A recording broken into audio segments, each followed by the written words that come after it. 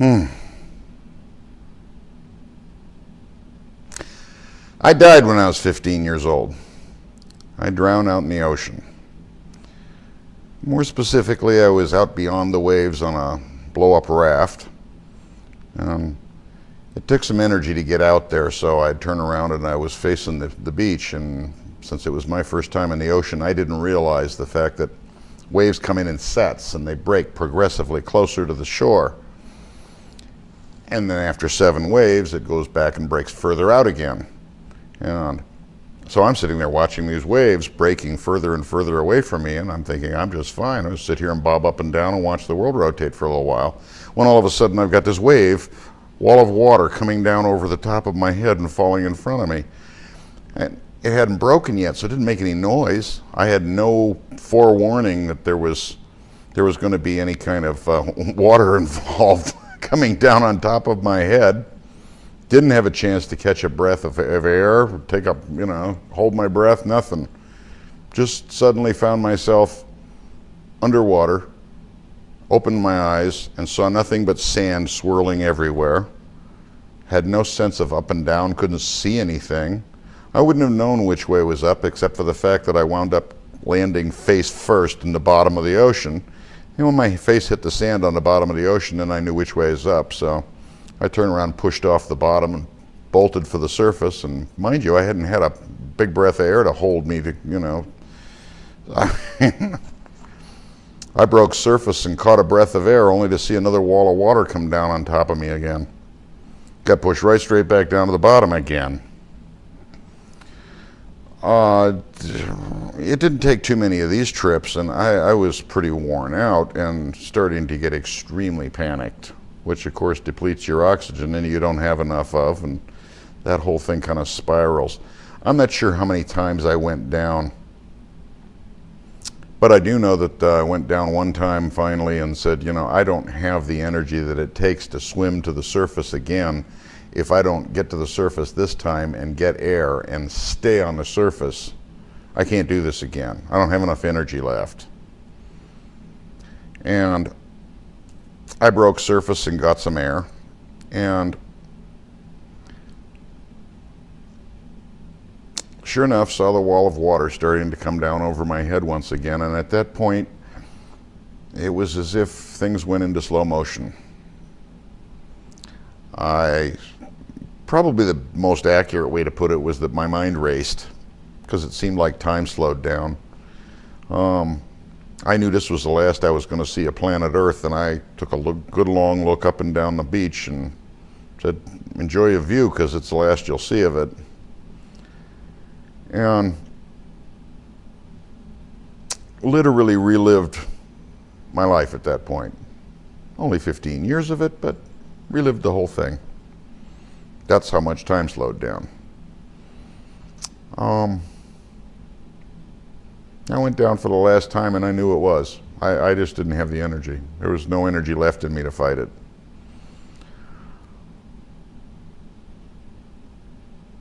And at that point, this incredible, profound sense of peace overcame me. Somehow I had this sense that I was going to be okay. No harm was going to come to me.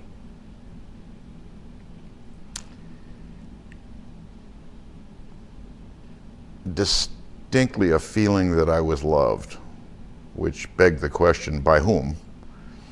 And at that point in my life, I was a profound agnostic. I just couldn't tell you if there was a God or not. As far as I was concerned, I didn't have enough information. So it wasn't like I carried with me this belief in God, that God was going to make everything okay. Which makes it all the more interesting that I had this sense of profound peace and the feeling of being loved, because it begged the question, by whom? Well,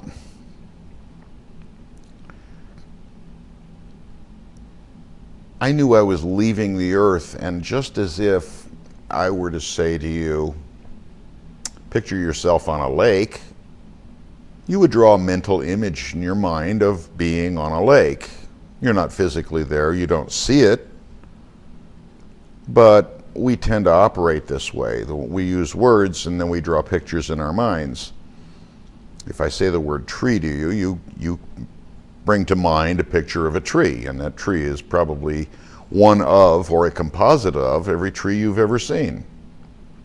Well, just like that, I pictured myself leaving the Earth, and I pictured myself out in space looking at the Earth from not a considerable distance, but, you know, there's the Earth right in front of me.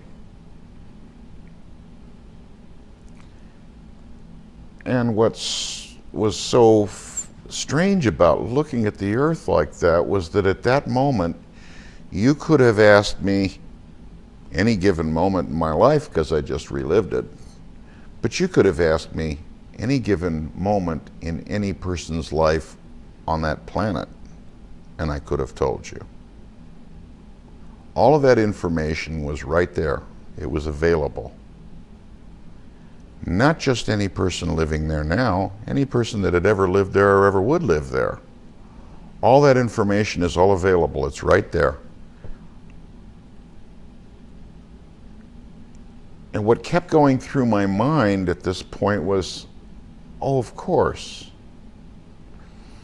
I was, if you will, remembering what I had forgotten very intentionally in order to be on this planet, which is what we all do. In point of fact, I don't think that this planet exists. It's a figment of our imagination, if you will, and we have a very good imagination. We're incredibly creative beings. But whether or not it's for real doesn't really matter. The truth of the matter is that we know things when we're not here that we choose to forget while we are here. I make the analogy because I think it works so well. It's like when you're sitting in a chair reading a book that's a really good book that you're really involved in. Somebody could walk in the room and talk to you and you don't know they're there. Your focus of attention is not on the book, the story in the book. And you can get so preoccupied with that, you lose track of everything around you. You just tune all of that out and you focus on one thing. Similarly, you know everything about what your life's going to be like here. From beginning to end, you knew it before you got here, and you will know it again when you leave here. But while you're here, you're focused on it. And you're focused on each given moment in it. And when you leave here, it all comes rushing back and you say, of course, yes.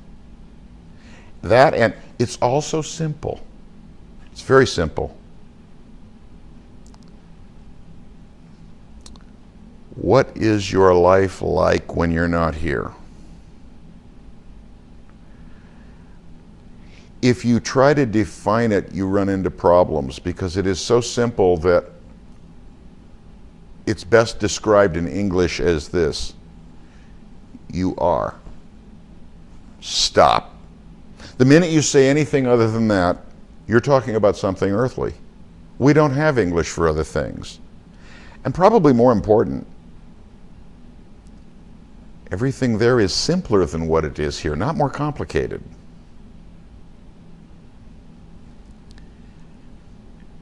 At that moment, I no longer had any awareness of any of my senses. I didn't have a body. I didn't see anything. I could picture the earth in my mind, but I didn't see the earth. I didn't see blackness. That's seeing something. I saw nothing. There was no sight. There was no touch. There was no taste. There was no smell. There was no feel. Didn't have any of those senses at all. And yet, my brain was functioning, my mind was functioning. That which occupies my brain was functioning. And certainly you could still think in English, although English became quite irrelevant at that point because it didn't describe anything of what was going on. And of course, foremost on your mind is that all of your senses have just been cut off. Well, not quite all of your senses. Your sixth sense is still working very well. I say still working because your sixth sense is working while you're here. It's one of the things that you choose to ignore to be here. You choose to because it makes the experience of being here have more depth, more intensity, if you will. It takes on a more realistic look to it. If your psychic sense is working, if you're still picking up on what everyone else is thinking, including yourself, and what goes on outside this planet, you're not as focused on the book. So people have often asked me, how do you become psychic? And I just have to laugh. No, you don't become psychic. You are psychic. You forget that you're psychic. You let go of your senses here, and your sixth sense is still right there, and you have got it at all times. And it is not something that you do. It's that you stop doing this. So people look to try to figure things out psychically, and they think there's some effort you have to make. No, you stop making an effort. It's the exact opposite of what you would expect. You stop thinking about focusing here. You stop thinking about your sensory input here. You stop thinking about a whole frame of reference of being here. Meditation is wonderful for this. It centers you, if you will, in source. You let go. Basically, people, when they tell you to meditate, they'll say, you just sit in one place, close your eyes, try and just ignore all sensory input and say, I am. Excellent. That is source. Very definitely. And don't be too terribly disappointed if you find that you cannot turn on the psychic charms and become the world's renowned psychic overnight, because you lose a lot of depth of what's going on here if you choose to do that.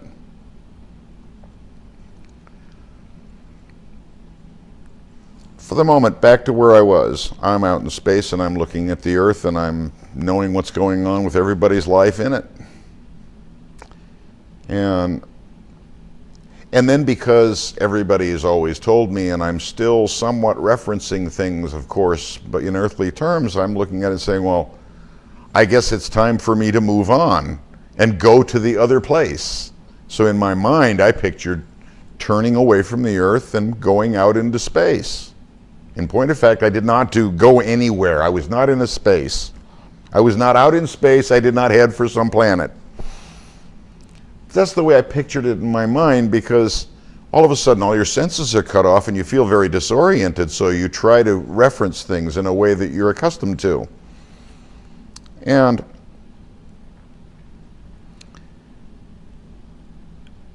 of course you're wondering, where am I going next? I don't have a direction. I don't know that I'm in space. I don't know where I would travel to if I was. So where is it I'm going? And at this point, the expression, the white light in the tunnel, plays in.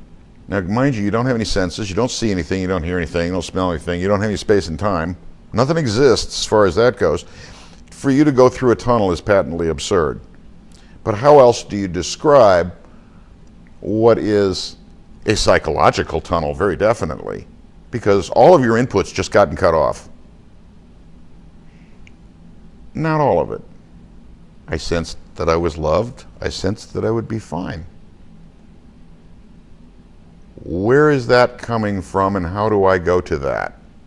And of course, when you first start thinking about that, it's an idea. It's a feeling and an idea that has no space and time, no location, but you want to go to it. Well, initially, that's a very small thing, if you will. And yet, as you try to turn your focus on it, and I don't mean your visual focus, but you focus your mind on that and wanting to go there, it becomes bigger. And so it's as if it is a little ray of light off in the distance with dark all around it, which could easily be described as a tunnel. But it is a psychological tunnel. And it is a tunnel. Your input just all got cut off except one little bit of input. And it's very profound, but it's relatively small. It somehow seems distant. although it seems to be getting closer. Because with all your other input cut off, you focus on it more. It's the only thing you have left to focus upon. And so you, if you will, move through the tunnel and towards the light. And I won't say that you're greeted there by some people who walk up and, "How you doing, Fred?" and shake your hand. No. There's no bodies there. There can be. You can picture them that way. You pictured them here, and you can picture them there if you want to. This gets really confusing because we are creating our reality here on this planet. Every last bit of it, we're creating it in our mind. Our images that we create are all our images, and science is starting to bear this out. If you've seen the movie What the Bleep, the quantum physicist will tell you, you look at water and you change its molecular structure. Without someone looking at it, we don't know what it would be, because how do you do that? Very difficult. But you're creating your reality here. If I was going to try to describe what I believe we are at our source, what we are like, we are extremely creative beings. We can sit and do absolutely nothing and be as little as possible if we want to, but it just doesn't seem to be in our nature. We like to create things. And if you made the analogy that your life was like a movie that you made, where you picked all of the characters and the actors to play in your movie, and you wrote the script out and said, this is what I want to have happen and how I want it to be, that would be a very good analogy. And that's where it gets really interesting, because from this perspective, we're very much used to the idea of looking at things and judging things. I like that. I don't like that. Well, so we say this is good and we say this is bad. And we of course assume that there is a universal good and bad out there. I agree there's a universal good and bad out there, but here's the strange twist to it, is that the universal part of it is the fact that good is what you like and bad is what you don't like, and it's different for everybody. And that's where life gets really strange, because people then say, well, but there's no universal good or evil. No, there isn't. Well, what about the guy who kills people? Well, what would you tell me about the actor in the movie who plays the serial killer and goes through the movie killing a series of people? Is he a bad person? No, you have judged the character that he plays as a bad person. Did anybody really die? No. You got caught up in the story and decided to believe that killing people was bad to experience the drama of the whole thing. Well, what about good and bad? There aren't any. That sounds kind of harsh and really twisted from what most people think, because we're all pretty much brought up to believe that there are good things and bad things in life. Well, that's true from any given perspective, but not universally. If this is all a stage play and none of it's real, none of it truly exists except in our minds, and we are all co-authoring each other's plays as well as our own, and getting together and putting this play together, then what happens here is all an experiment in what it's like to focus on a given set of circumstances of our own making, and it's okay. Doesn't make any difference how it turns out, doesn't make any difference what you do.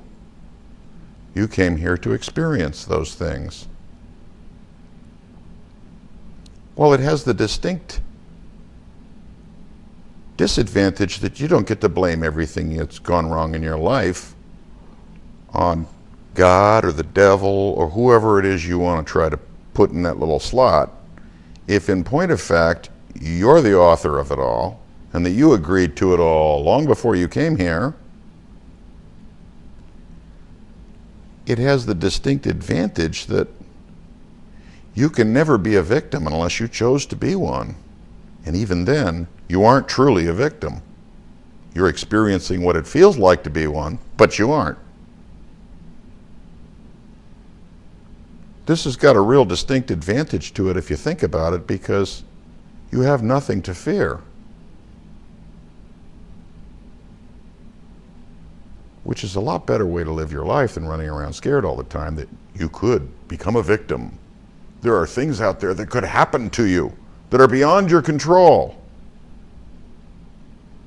Well, in the first place, what I experienced tells me that that's not the case. But just as a practical matter here, we both hope that that's not the case, because if it is, you could be a victim. And in my world, I can't be. Which world would you rather live in? As a practical matter, I'd rather live in my world. Now, these things were obvious to me when I was there. No, I didn't get met at the pearly gates. No, I wasn't in heaven. No, I wasn't in hell. No, I wasn't in purgatory. I was in a wonderful place. I felt completely loved. I was in touch with a vast array of other beings. I was part of it. They were part of me. We're all one. If I was going to try to address the question of whether or not there is a God, I would say to you that if there is a God, first off, what you're doing in your playtime on this playground, he doesn't care about any more than your mom worries about what it is you're doing on a playground if you're simply out there playing a game of ball and nobody's getting hurt and there's no problems. She didn't care about every little detail, and it doesn't make any difference whether you hit the ball directly into center field or off into left field. Doesn't matter. Similarly, if there's a God in the universe, I would describe it this way. It's like we're all branches and leaves on a tree, and God would be the root. And the tree don't worry too much about where the leaves are blowing. It's not his part of the deal. And so I'm on the other side, and I'm in this sea of beings. And all of a sudden I felt somebody grab my arm, which at this point threw me, because I didn't have an arm anymore, and I just kind of gotten used to the idea that I didn't. And I felt my body get tugged, which I didn't have. At least I didn't a moment ago. And the very first thing that I saw right after I felt that was my eyes open, looking at the beach, and I'm in a wave and being pushed towards the beach. And my arm has been released. I didn't feel my arm being held while I was seeing this side. So I felt somebody grab my arm while I'm on the other side, and the next thing I know, I'm opening my eyes and I'm in a wave and headed for the beach in a wave, and no one's got a hold of me. And I started swimming. And when I got to the beach, I didn't have the energy. I was just totally spent. I didn't have the energy to get up and walk up onto the beach. I kept swimming until my hands were hitting sand on the bottom of the ocean, and crawled up onto the beach and laid there in a heap for I don't know how long, probably 15, 20 minutes. And I've had many people ask me, so who pulled you out? I don't know. Well, was it someone in this world or on the other side? I don't know. More importantly, to me, within me, it doesn't matter. It makes no difference. It was my time to go, and then, no, It isn't your time to go, it's your time to go back. Okay, fine.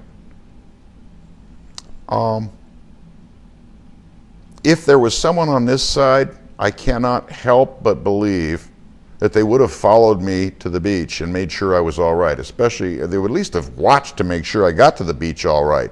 And when I crawled up onto the beach and laid there still for 15 minutes, I think they would have gone to check on me. I mean, if I'd have pulled somebody out, I would have. No, I don't know. I never checked the headlines the next day. It could be that the guy, somebody grabbed a hold of me and threw me towards the beach, and he proceeded to get caught in the cycle, and he went down and died, and he was in the next morning's headlines. Man dies, drowns in ocean. I don't know, but that would be about the only way that I could explain that somebody didn't follow me to the beach and say, "Are you okay?" Because it seemed to me if somebody saved you, they would have gone to check, and no one did.